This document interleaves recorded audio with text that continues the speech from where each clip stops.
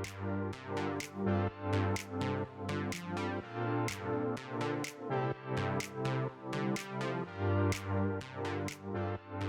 a pleasure for us to host you here. It's a pleasure for me to have you here on behalf of the National Youth Congress and Tirana European Youth Capital. Now, after a year full of activities, which many of them you have attended yourself and you have supported as an embassy, and it's a moment to also say thanks for your engagement during the year and to continue the conversation and not just leave it up to 2022. So, as you may have heard, even from Martin, these young people are some of the activists who have been supporting the programs, who have initiated the programs. Also Youth Capital, yes. Indeed. And now we have initiated this round of dialogue with foreign ambassadors and with foreign diplomats living in the country to bring the discussion to a human-to-human level and not just some conferences, some fancy conferences, which we are very pleased to attend as well. And in that regards, I would like to open the discussion by asking you, what's it like to be the German ambassador in Albania? Yeah, it's wonderful, and I'm afraid I have to tell you I'm in my 4th year, and that means in our system that I have to go away, that I have to go home. I cannot say it because at the moment home is very much here. So to go home, to say I have to go home sounds absurd to me because, of course, Germany is home, and Berlin is home or has become home, even if I didn't grow up there. But at the moment and for a long time, Tirana or Albania feels very much home. So to go home makes no sense, but I have to leave Albania in summer because in our systems 4 years is what it takes, and you need very strong reasons to extend beyond that, and the only reason that I like to be here is not enough because the list of people who want to come is very long. So how it feels very good, and I come back to one story of my first weeks in August 1919, before the earthquake, before COVID, before the war. When I came over and asked around who is there, because in August nobody's here, and I heard that my Swedish colleague, who had been here 4 years and had a very good reputation, was in his very last days. And I tried to meet him and to make an hour. I said, can you give me an hour? Huh? Because those who leave have nothing to lose and can give you some ideas. And I managed to see him he was packing. He was really leaving in the days. And I asked him, can you give me advice? And he said, I give you one advice. And he was thinking. He said, I give you one advice. And his advice was, talk as much as you can to young people. And I found this a very good advice. I don't know if I have heeded this advice, but I'm happy to at least to heed it today. Yeah, perfect. No, many thanks. The Swedish ambassadors for years have been great supporters of young people, but also the German embassy have been supporting many projects and initiating some quite worthy during the years as we as young people, but not only have followed. And in that regards, which would be the most outstanding initiative which has hit you as a German ambassador, including young people, something that you as an embassy may have supported or some event which you may have taken place? Well, perhaps a couple of issues. I mean, we have been here, we as the Federal Republic of Germany, Western Germany, have been in Albania since 1987, 1988. The Democratic Republic, Eastern Germany have been here since 1949, 1950. But my tradition now, institutional tradition, reaches back to the beginning of the diplomatic relations between the Federal Republic of Germany and Albania in 1988. And since the beginning we have invested in Albania and created development funds and have brought our implementing agencies, which were a differently structured at the time, but now you know GIZ and KFW are very active here, and they do a lot of programs that are directed to improve living conditions here for Albanians here, but especially in the past 5 to 10 years, to young people in rural development, in professional training or in startup support, and in these areas I would name a couple of things that have really touched me. One is perhaps the renovation of student dormitories that KFW is doing, and that we have reinforced when the earthquake came and damages were there, and you could redirect other funds to do a bit more flexible work and to build back better, but also to accept to do renovation.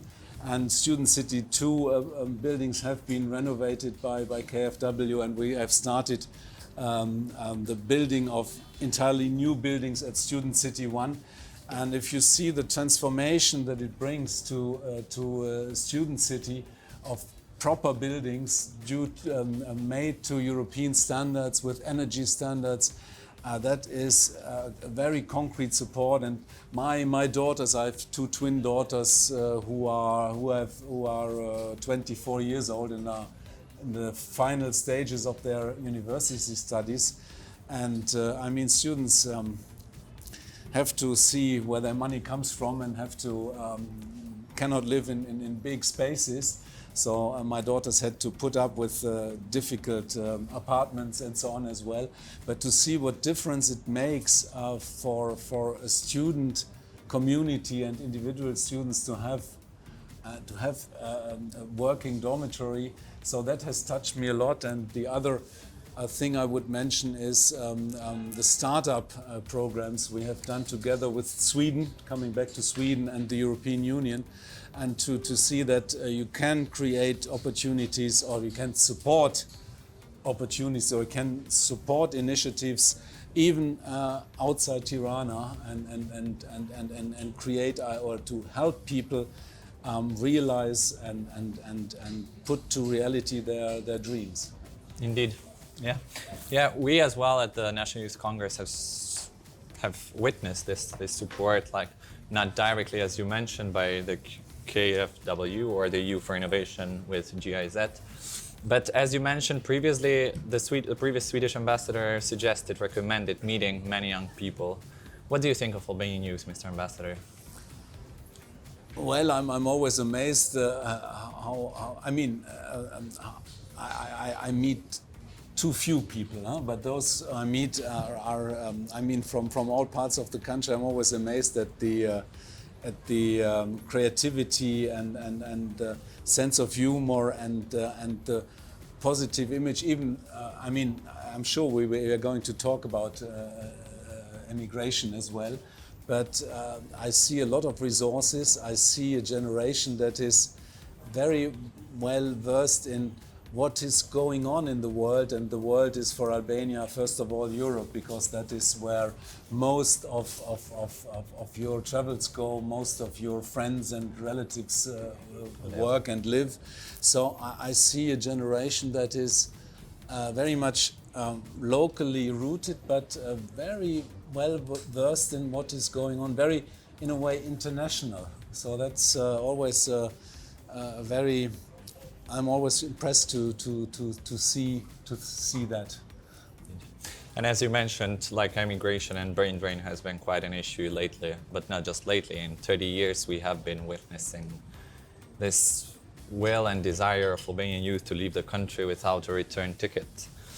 Do you think this is the most pressing issue in Albania currently for young people?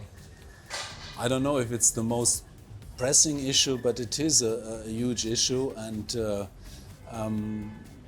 well, I'm a bit torn, because on one hand I've talked about our engagement here in terms of cooperation policies, in terms of development, in terms of investment, but also in terms of political support for Albania's way to the European Union, take Berlin process and so on, and our support for starting negotiations. So that's one side, and on the other side, we have seen in the past 10 plus years the growing of an Albanian community in Germany, which didn't exist before. I mean, an Albanian community in Italy, yes, long-standing issue and very big. In Greece and other countries, but in Germany there has never been a bigger community, and this has changed. I mean, it is far from the dimensions of the Albanian community in Italy, for example, or in Greece, no? But it is growing and it is a reality now. And so that we, on one hand, I think a big supporter for Albania here and for Albania's path to the EU, and at the same time have become one of the most, let's say, requested or dreamed immigration country, and this is two sides of a medal in a way, and well, we try to give all the support that you can make it in Albania, but we cannot close borders, and the labor market is requesting more people. But let's go in perhaps in some detail later on why people emigrate, and then it becomes complex, and then we come to what has to be done here in the country, because I don't feel and hear that young people or not so young people anymore just go away for higher salaries. I see very complex motives for leaving, and then we are back to what has to be done and where we can support Albania's way to European standards. Yeah, indeed. On a more personal note, I'm currently studying medicine and graduating this year, and like everyone is thinking of each of one of my colleagues is thinking of going to Germany. And like even through the country, when you meet people, they're like, you're a doctor, so you're going to Germany. How do you feel about this super interest of people coming to Germany? I mean, on one hand, it's good to see that that Germany is appreciated as a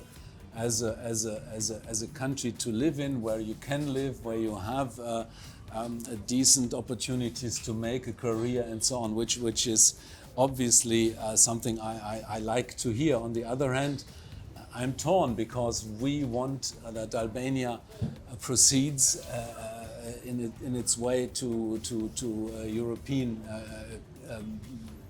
membership country, and to more stability, to that democratic institutions make their way. So it's sometimes not easy to hear it, and I must say, some people I hear dreaming about Germany are not very well informed, because sometimes I have the impression that there is heaven over there. Huh? Here there are some problems, or people see problems, and once you have crossed the border, everything will be okay. No, not everything will be okay. So our task, and Martin is here with me, who is responsible for our communication and for our cultural work, I think our task is to project a realistic image of Germany. Yeah? Obviously, every country wants to make publicity and to create sympathy, clearly, but I think it's very important for us to create a modern, realistic image of Germany here, and to invest into information networks that can be accessed by young people, to really, if you make the decision to do your studies, let alone to emigrate, that you do it on a good information basis and not pursue a dream that perhaps is not so realistic. And we have invested in those information networks a lot since 7-8 years. DMAC and other networks where you can access information. So yes, obviously I like to hear that I want to go to Germany. It's not a bad message in the first instance, but obviously being engaged for the future of Albania makes me think. Yeah, many thanks for the quite frank answer. We really appreciate it. And I want to take the moment to ask to the audience, to the young people who can interact and engage with their questions. I'm sure they have quite some desire to express their thoughts and ideas. Yeah. So, what I can say, and my question in regards to Germany and this demarketing that you have spoken of. The thing is, so in the past 20 years, we have had a flux of migrants going from Albania to Germany, and most of our relatives, or most of us, have relatives in there. So what I can say is that most of us know a decent picture of what Germany is. And actually, I would say that in the past 5 years, for the most part, we have gotten overall for Europe a more realistic picture. Not even in the living expenses and lifestyle, but even in a political sense. But what I see in Europe is that the thing is, the European Union is constantly trying to keep us under their family-wise influence, under their grasp, let's say, in some sense. Yet they open the borders just to take us, but do not open their borders fully, as in a European Union sense. And the thing is, I know that Albania has not fully been to this European standard of and politics and transparency and all that, but we have done much more than other countries in the Balkans when they entered. So it is maybe a long way, but this promise keeps us hanging on. And to some extent, what I wanted to note, at least in this question, is that maybe this promise and maybe somewhat lack of distance is saying that, listen, right now we cannot take you, for example, or this is the deal right now. This is what is part of the problem from the European side. Or am I wrong? I don't know. I don't know if you understood me correctly. I think I get I get your point. Well, first of all, this is more a question to the European Union, and of course I cannot speak for the European Union. And this is 27 member states, and this is a complex club, but a club that if we didn't have it, we would need to invent it, especially in those complex times. But it is a complex club, and it has set criteria for accession.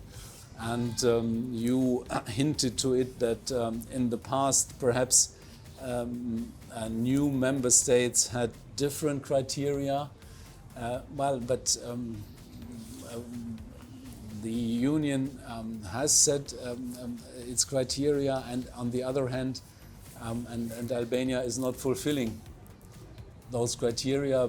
There is a way to get there, and I think the Prime Minister himself has talked about the process of accession talks, of accession negotiations, as a knowledge transfer process, and I would very much see it in this way as well. And the European Union is treating perhaps candidate countries in a different way than it did, I don't know, many years ago. But on the other hand, it is much more present than it was in the countries before accession at the time. When I look at how much support Albania does already get in this phase of accession by the European Union and by individual member states, so this approach is changed as well. But I see your point that the perspective is no perspective that clearly says in 3 years you are a member. But the progress depends on Albania itself in the first place, and on the member states as well, and it's 27. So we try to work within the union to convince partners that the process should be going strongly, and that Albania has done a lot of reforms. But I cannot give you a date for this. I can only say let's work together in reforms, and that comes back to the immigration issue. When I talk to people who have taken the decision to emigrate, and sometimes the real, not just to do their studies and see what comes, but families who want to leave, then I hear in the first place not a safer job or a job with more pay, but I don't want my kids to live in the insecurities of let's say education system or health system and so on. This is just a very rough remembrance of some talks. So then it comes to reforms that are going on, but that need to be continued. I mentioned 2 areas, not because I want to mention them, because I hear about them. And if you add complaints about the political situation or about corruption, then we are back at the core points of the criteria the European Union has set, and there is a way of reforms to go. And I understand your, let's say, your impatience, but I'm not able to set a date. Well, thank you. Well, personally, as I have seen it, the thing is, there have been some great reforms, and from the German side, I believe you've been, for example, in this high school in Kamaz a couple of months ago, which is under German investment specifically. I have a friend there that told me that, met you and all that. Yes. So it is a fact that European countries and the European Union as an institution is investing. But that's the thing. If we stay at this level continuously and do not pass this, and we just go with this, oh, I built a school here, or I did this minor thing there, it seems like in my almost 20 years of living here, that I've been hearing about, oh, we'll get, like, in the next 5 years we'll do these 9 things and it is done. And we have done those 9 things, and I'd agree with you, it's not perfect, and it's far from perfect, but we have done them. Like, that's, I think, part, even in some way, the Albanian people feel some remorse towards the Albanian government, because they're like, haven't we done those? Like, what's the problem? And nobody tells us. It's all okay, but we have to do 3 things more in very, very, I know, basic terms. Like, and it feels as we have been somewhat betrayed, or I don't know, left hanging, and that's not only for for Albania. This goes for Kosovo. This goes for Macedonia. Serbia is a different case, but like to a great extent for them too, and that's a big problem, because the thing is that we as Albanians, one of our concerns is that we furthermost want to have each other close, and we want to have each other close through these open borders, but we cannot have them fully unless we are somewhat accepted. So we don't at least have this visa-free pass, for example, for Europe. And I know it's not only Germany. There are other partner countries which are have suspicions, I guess, or whatnot. Yet again, that's from our side, and I really think that for example, Albanian German community is very different from the Italian Albanian community or Greek Albanian community, in the sense that, for example, the Greek Albanian community goes past many years, and the last great wave was like in the 1990s, 20s, same for Italy. Meanwhile, the German Albanian community, for a great part, is not in the sense that common people who just got out of the communist era. They are very well educated people. It's a very different community. So I think we have, for example, in Germany, set a great example of how we can work in this thing. We have set our precedent very clearly in like shortly. Get the others the chance to do something. Okay, I will get myself into the young people. Going aside to what we were just discussing, one of the things I'm much more interested about is not to hear what I hear every day on TV, on politics, on everything. I hear this, I see this. What I'm interested about is these young people here are actually the young leaders of tomorrow. What does it take to become one? From your perspective, what does it take to become a leader? And what was your personal biggest challenge in the leadership role you have? Or what can you tell to our young people? What do they need to do actually to be the leaders of today and tomorrow? Yeah. Well, very shortly to your points, three short points. One is I would not agree with you to say we do a school here and a thing here and a thing here.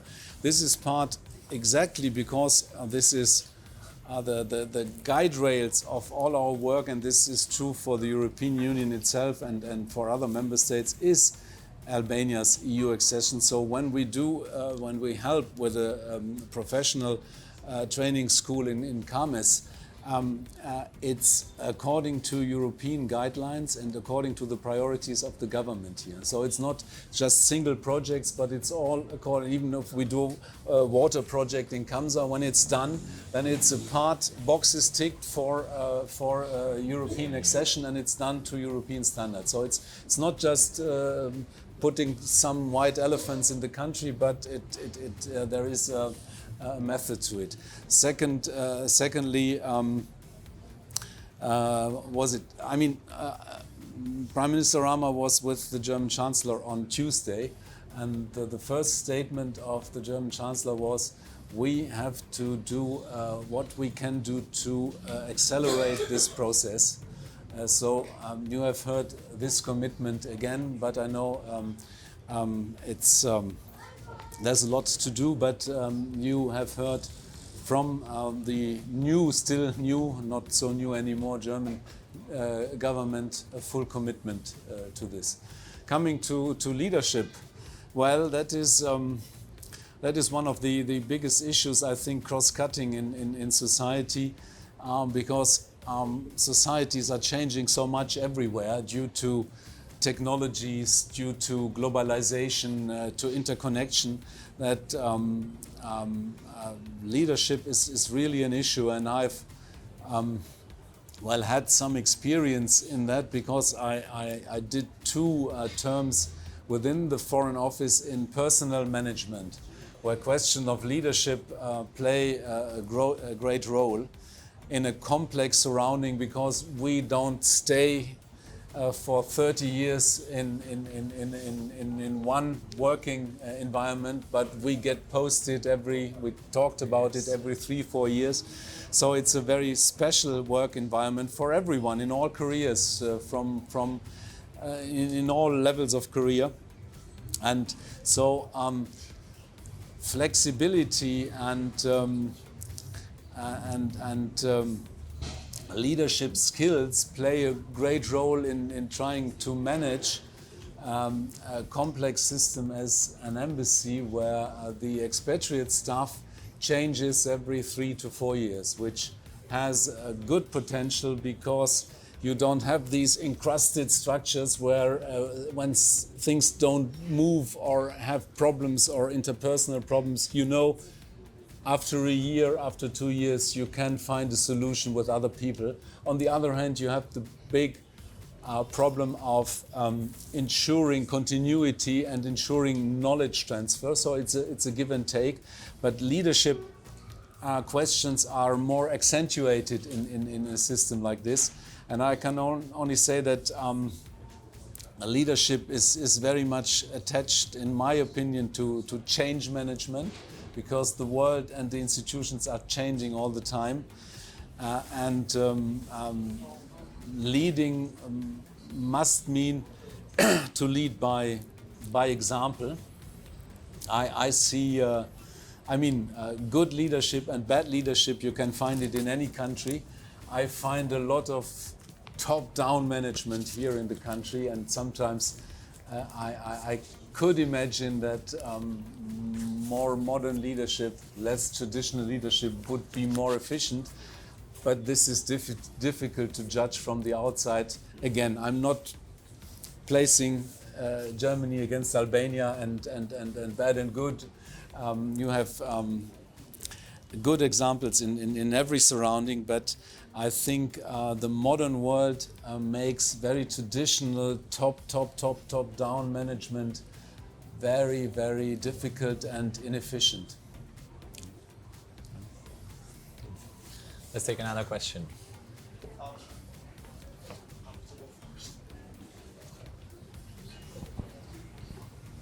Hello, I wanted to ask, when was the moment you realized the career you wanted to attend, your biggest dream?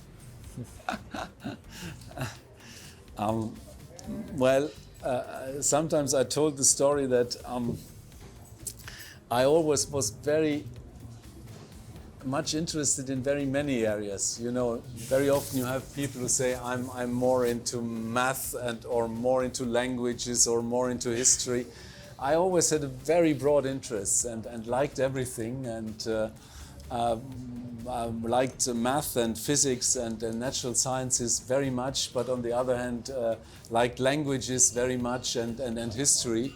And I started to do other things, and then realized by going abroad during the studies that as soon as you go abroad, and even within the European Union, to close partner countries, as in my case to France and Italy, you are in a position as an ambassador of your country, because you are you all have seen this, no? You are in the perception of your friends, your partners, your colleagues. You are in the first place the German or the Albanian in this case, no? So to reflect on your own relation to your own country, and to learn about your own country, to be able to talk about it. So I would say when I was first abroad for a year in France, I realized that I could be interested to represent Germany in a certain sense. And then I realized when I came home and finished my studies that the Foreign Office offered something quite unique, and that is that to enter, I mean, you have to survive the procedure, but as a formal point of enter getting in, you have to have finished your studies. You have to, in the modern terms, you have to have your master, and the area is not relevant. And I thought this is very interesting, because it would give a very good mixture of people. Of course, the ministry needs a certain number of lawyers, because international relations have to do with law, and want to have some economists.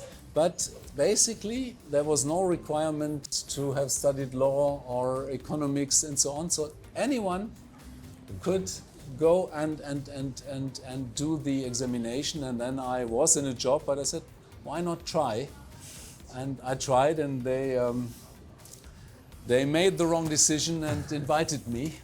And so I got to this very strange profession, which is a fascinating profession, but it puts a burden on partner, on family, and on your willingness and your capacity to adapt.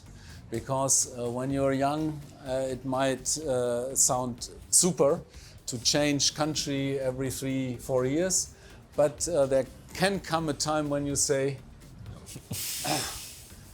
move again this year. I would like to stay in Albania. And the ministry says, you come back. Huh? So I think in my first longer time abroad, I developed the idea that I could like to be abroad and to work with partners abroad and to represent my country. And Albania is very diverse as well, but not as a smaller country, but a country that is concentrating on Tirana very much. That's what I notice. I find Albania fascinating because of the great diversity and variety within the country, even in people. You have I see the Mediterranean type, I see the mountain type, I see a great mixture of people. But since more people are coming to Tirana, my question is if this will reduce the diversity of Albanians. I put it as a question. So it's difficult to answer that question because diversity here in the country and perhaps even more so in Germany is very big. But I think one difference might be that all in all, with all the variations and the not fear, but the questions young people pose themselves with climate change, with the war in Ukraine, and so on, and rising prices, and so on, is that all in all, I feel more trust in institutions than I feel here. Perhaps that might be an advantage of young people in Germany, and I think they don't appreciate what they have sometimes. That with all questions they should have as young people, I named a few, they have institutions that so far have worked and are stable, and a federal governance system that brings decisions closer to people than a central government system, which is very much according to our historic traditions. And I see a lack of trust generally here in society, and especially with young people. Perhaps that could be one bigger difference, but again, there are very different people here, and there are very different people back in Germany. Perfect. We have another question there. Another one there. Mr. Ambassador, please. Sorry. Can you repeat it? Did your family support you in every step you took to become who you are now? And was it hard for your girls and why? My wife, still the first part. Yeah. My daughters have only visited. They have never come with us. This is the first posting we live without children, because when we came over to Albania, our daughters had already left home to go for studies, and my wife is as much as home as I am here. And she loves Albania. She had to go to look after her old parents quite regularly, so she was going back and forth for some time, and she's away now because her parents are 90 years old and need some support from time to time. But she is enjoying Albania very much, and we love to travel and to hike. We hike here in the mountains or in the hills of Tirana and in other parts of the country. Sometimes I have the impression that we know the surroundings of Tirana better than most of the people in Tirana. We love being here, and we like the little fruit markets of Rugaj Kavajës. And we ask ourselves when the whole building trend will take away those little fruit markets. So we are very happy to have lived 4 years with our little fruit market. We do all our shopping on foot, everything. Huh? We never get to our car. I take the bike a lot and I walk. We do all our shopping in the vicinity of Rugaj Kavais. And this is a very nice and comfortable lifestyle for me. This is a capital where I do a lot of my meetings by bike. I tell my driver we don't have the time to take the car today, I take my bike. Quite sustainable and climate friendly as well. And time saving, yes. Time Indeed. Saving, yes. Yes. Hello. First of all, thank you for being here today. I wanted to ask that what is something that may make you feel home here in Tirana? But I'm talking beside your job and your work here as an ambassador. So I'm talking to you as a man living with his family or his wife here. What is something that reminds you of Germany here in Tirana? Something that you find similar at least? Well, if I was looking for Germany everywhere, I wouldn't have taken this profession or this job. So I already mentioned a lot. I like the Albanians, their sense of humor, and the big variety of people you meet, even in a smaller country, but. It is a much bigger country than you think in terms of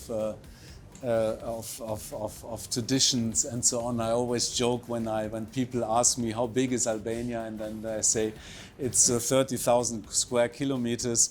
But if you iron it out flat, then it will become 10 times bigger because there are a lot of mountains. No, but seriously, this is great just to take your bike, to go and meet people and to hike. And I'm a great fan of Albanian cuisine, of Albanian cooking, and especially of central Albania, a lot of vegetables, fruit and so on. This is a dream country for me, just to cross the street, walk and have a market that is running every day, and see and participate in one of the national sports of Albanians, that is go out and eat. Yeah, another one there. Please. Hello, first of all, it's a pleasure to meet you. I have a question. Can you share with us a special moment here during your experience in Tirana, if you would like? There are so many special moments that it's difficult to tell.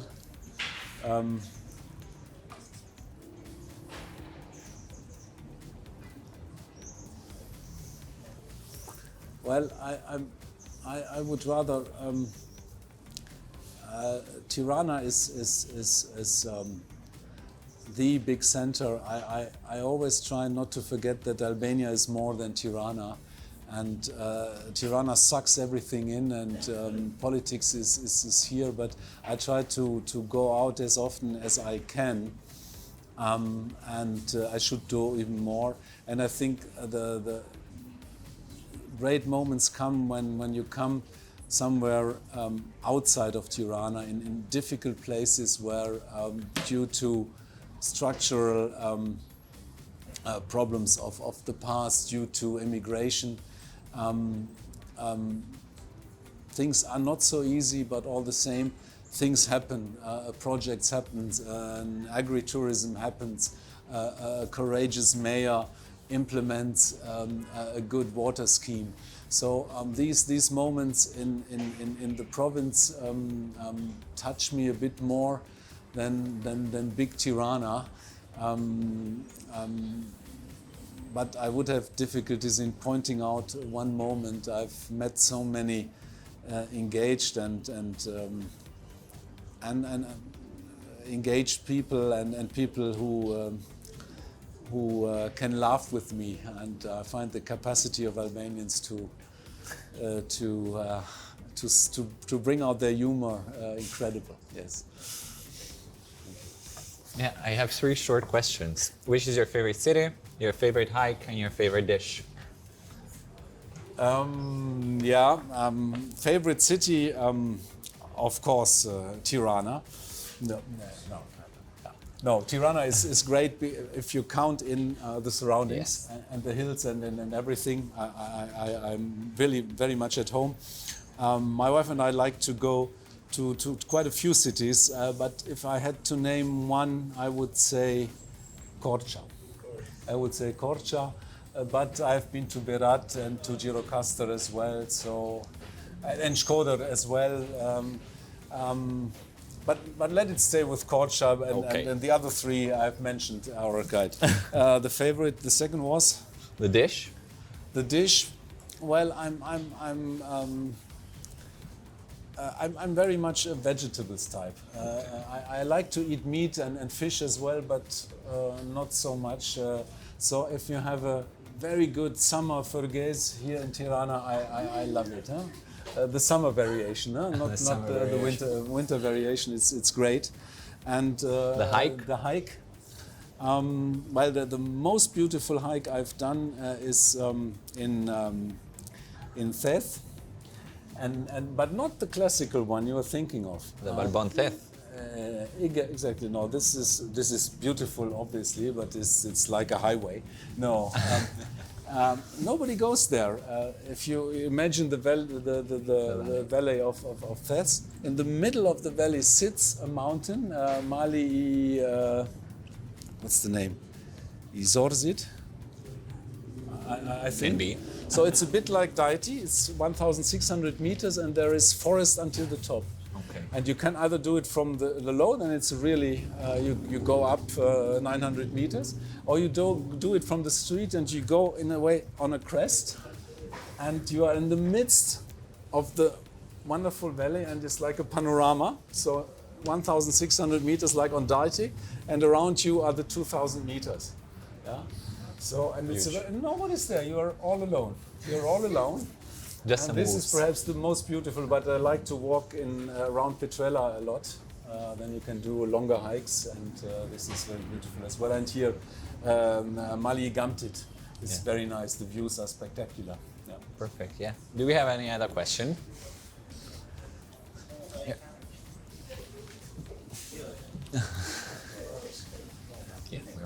First of all, I suggest you to go to Kukas. Yeah, good point. Yeah, Kukas is a bit, There's like the valley Yeah. of Rainbow, which is full of Yeah. flowers. And since you like hiking, I'm quite surprised that you haven't gone to Korab yet, which is the highest mountain. Yeah, it's. I had to cancel a couple of. I had to cancel a couple of times for work reasons or for weather reasons. This is still on my list. I know a very good guide, and I'm thinking of a May or a beginning of June weekend Before leaving. Before leaving. Yes. Yeah. That's first my advice. The only advice that I can possibly give to you. I mean, as a question, I'd really be interested to know what have you learned from Albanian history, maybe, and the Albanian-German relations coming years ago, like not older, let's say, like for the last 100 years to 100 some like enlighten us since you said like history. Yeah. No, what? Well, first of all, the Albanian history is fascinating, and there is a new volume out on a concise history of Albania written by the 2 leading non-Albanian researchers, Mr. Schmidt and Mr. Fischer. The one being Swiss, but working in Austria, and the other being American retired professor. And they have pulled everything together in writing, trying to write a concise history. I mean, mission impossible, but you can try. I mean, I'm always amazed what Albania has what has happened to Albania, or to what is now Albania. And I always try to convey this to home, that especially the period after 45 is unique. It's unique. 45 years not of just communism, we had that in Eastern Germany and so on, but of, let's say, of hardcore Stalinism. This is unique in the whole world, and sometimes I have the impression that the society has not dealt with that enough. And there are traumas in this society that have a link to this story that is absolutely unique. And there's no comparison between the Hoxha system and the German Democratic Republic, Eastern Germany, even if this as well was not a democracy, far from it. But this is to understand, or to better understand what this has been, because there was a lot of ignorance in Europe. This is getting better now on Albania, because you were so isolated. Not you are much too young, yeah? But the country was so incredibly isolated. I found a geography book that I had in school time on Europe, geography of Europe, and I looked up from the 70s.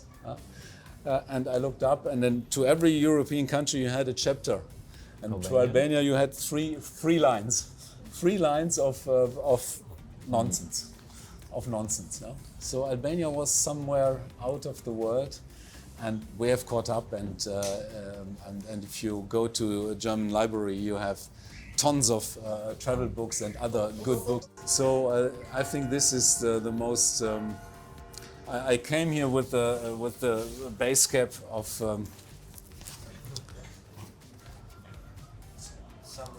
A European summer camp, which I spent at the Spatch camp, and I must say this is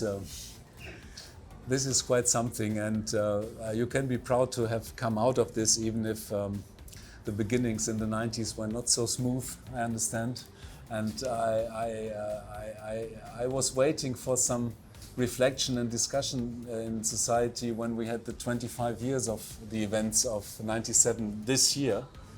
Let me calculate. Last year, obviously. Last year. But I haven't seen a lot of debate on this. Not at all. And, these two events in history have the period of the regime, and talking about it with very many people has marked me. But you are young. You have to look forward, but to look back at the same time is not wrong. When our president was here, we tried to do one event, and we had him visit the House of Leaves and to discuss with Albanians, and to have him get an idea on where the discussion on the past stands. I think that has marked me a lot. Yeah. Indeed, I wanted to ask you, Mr. Ambassador, for an advice, but you gave a really beautiful sentence, as I may use it. We have to look to the future, but while not forgetting to look to the past as well. I think we're quite punctual with time, and I would really like to thank you for being here. Thank you for having me. It was a pleasure to start this Thank you very much. initiative with you, and we look forward to other ones. Very good. Thanks. And if not, you grab my successor. We will definitely. From August or September. We will. Thank you. Thank you.